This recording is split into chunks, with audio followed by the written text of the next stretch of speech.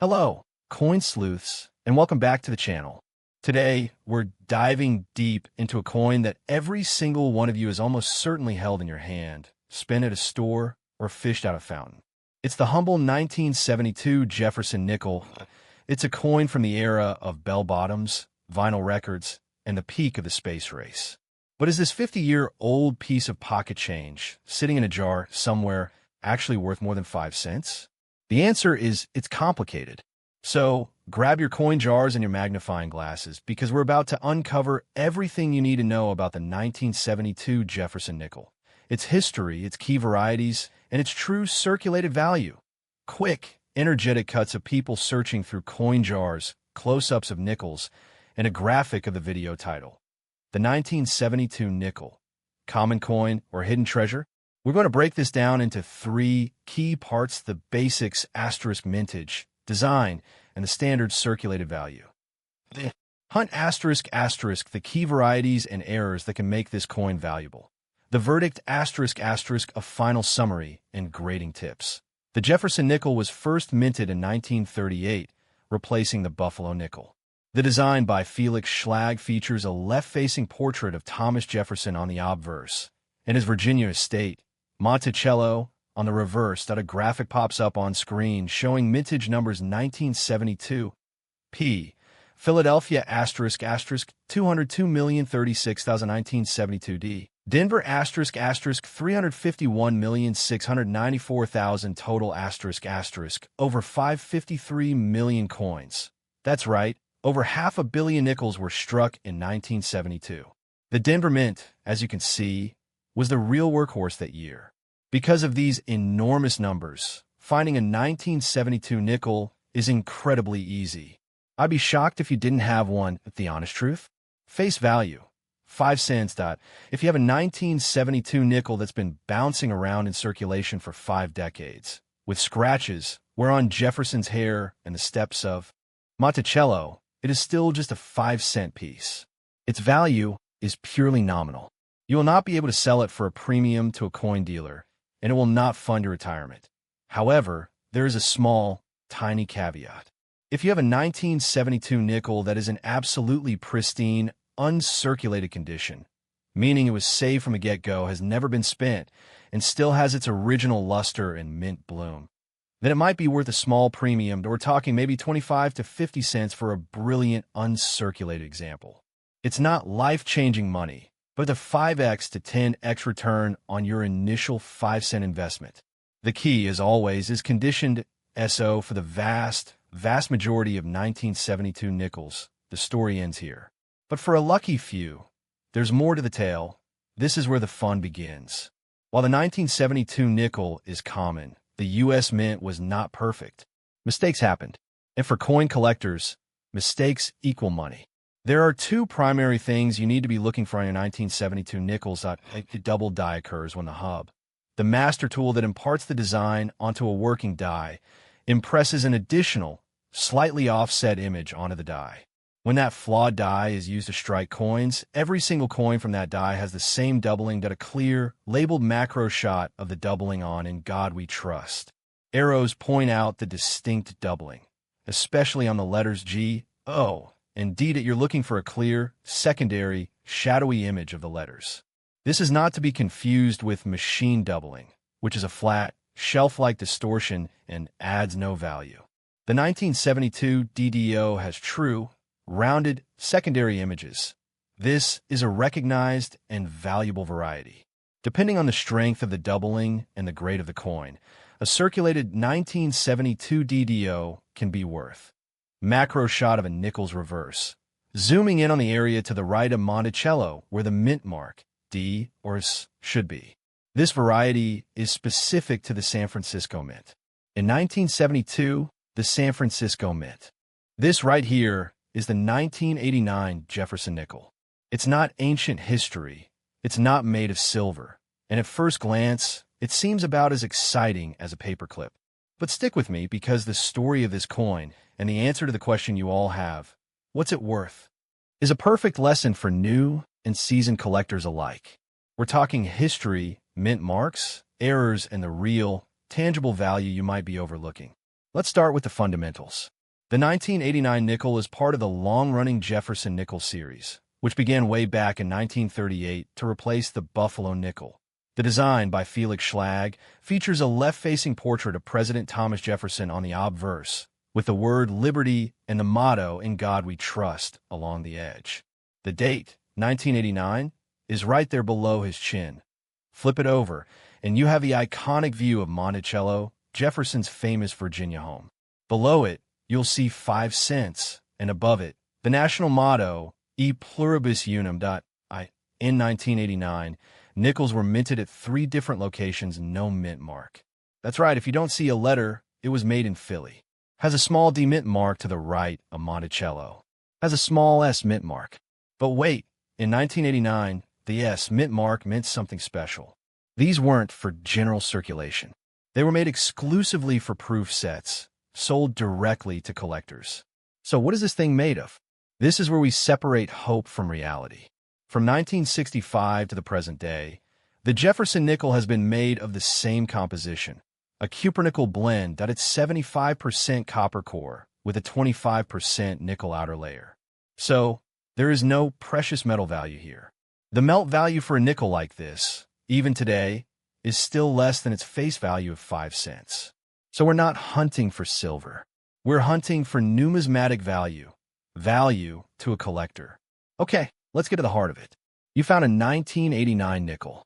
What can you actually get for it? And that's the truth for about 99. The 1,989 nickels out there.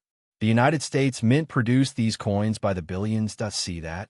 Combined, that's over 2.2 billion circulation strike nickels from 1989. They are extraordinarily common. So a worn, circulated 1989 P or 1989 D is still just a nickel. Spend it. Look at these two. They're both 1989 D nickels. This one has been through the ringer. The steps on Monticello are smooth. Jefferson's hair is flat. It's covered in scratches. This is good condition. This other one, however, looks like it just fell out of the mint bag. It has a brilliant luster. All the details are sharp. You can see the individual lines in Jefferson's hair. This is mint state or uncirculated. Here's a realistic value breakdown for a standard 1989 P or a 1989 D nickel, 5 cents to 10 cents. Basically, face value. Maybe 50 cents to $1. A small premium because it's preserved. Now we're talking $2 to $5. This is a gem quality coin with great eye appeal. A truly flawless 1989 nickel can bring $10, $20, or even more, but they are very difficult to find because the minting process wasn't designed to create perfection for such a common coin.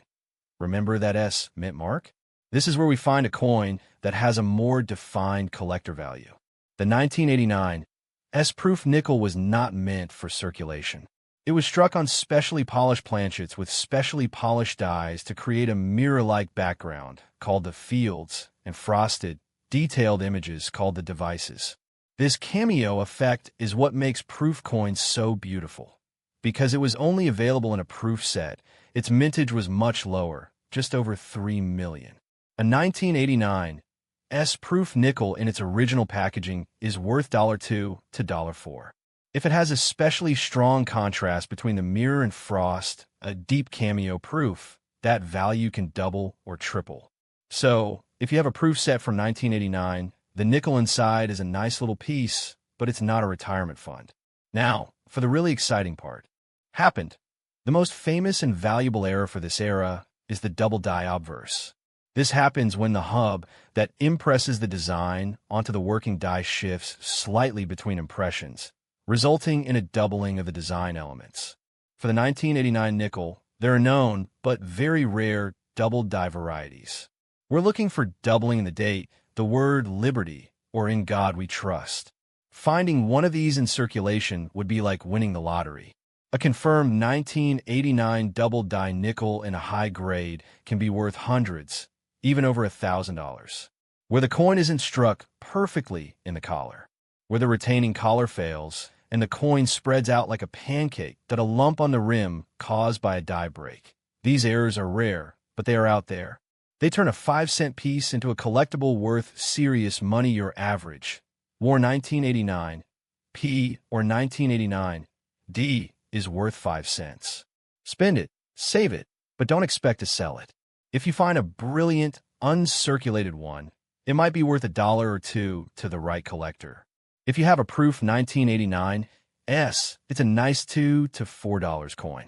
But if you find one with clear doubling or a major error, you, my friend, have hit the jackpot.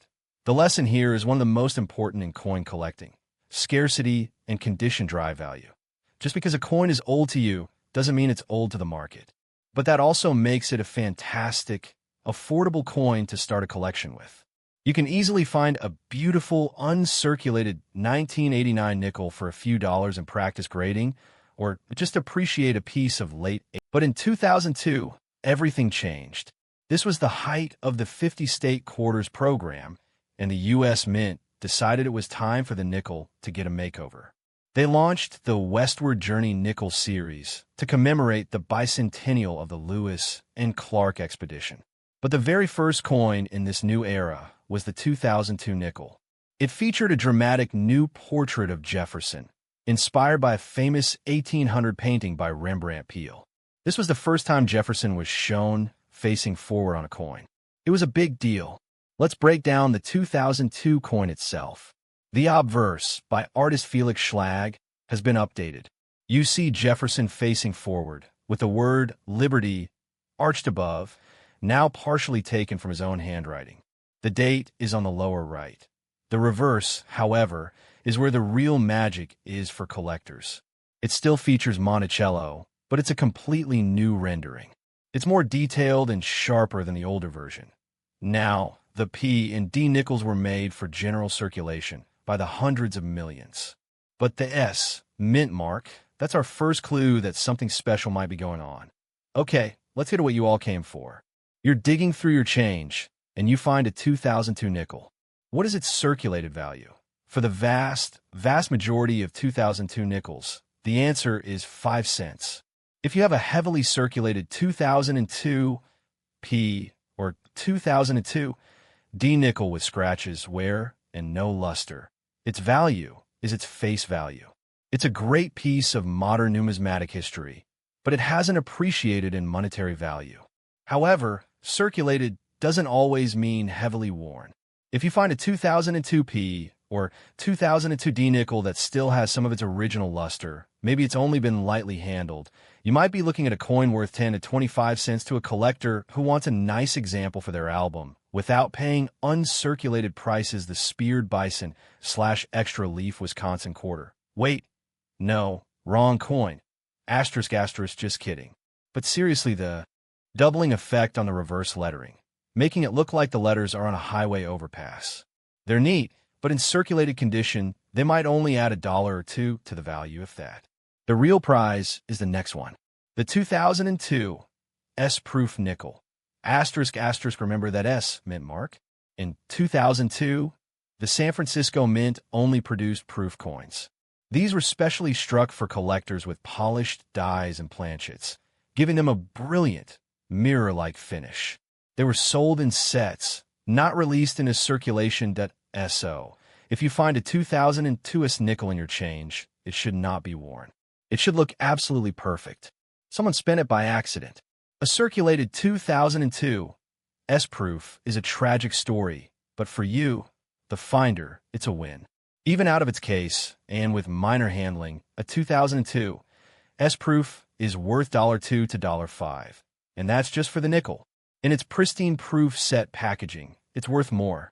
This is it, the king of the modern Jefferson nickel errors. In 2002, a small number of dies at the Denver Mint were accidentally repunched with an S mint mark before the correct D was applied. This created a rare and dramatic error. The 2002 D/S repunched mint mark. You need a magnifying glass or a microscope to see it clearly, but on these coins, you can see the remnants of the underlying S mint mark near the D. This was a major mint error. And because of its popularity and scarcity, even a circulated example of the 2002 D/S RPM is a valuable coin. A worn, circulated 2002 D/S RPM can easily be worth $20 to $50. And if you find one in better condition, the value skyrockets into the hundreds. This is the coin you dream of finding in your pocket change. So how do you hunt for these? It's simple. Get a roll of nickels asterisk asterisk from your bank, or just start checking your change. Look for the date 2002. Check the mint mark. Is it an S? You found a proof coin. Congrats. Is it a D? Grab your magnifying glass and look very closely at that mint mark for more dynamic era for our coinage. It might only be worth 5 cents, but its story is worth so much more. And who knows? The very next one you check might be that rare D over S error. Just waiting to be discovered. That's all for today. If you enjoyed this deep dive into a modern coin, please give this video a thumbs up and subscribe to Coin Canvas for more content on everything from ancient Roman coins to the treasures in your pocket. I want to hear from you. Have you ever found a 2002 S proof or a rare error coin in your change? Tell me about your best find in the comments below. Thanks for watching and happy hunting.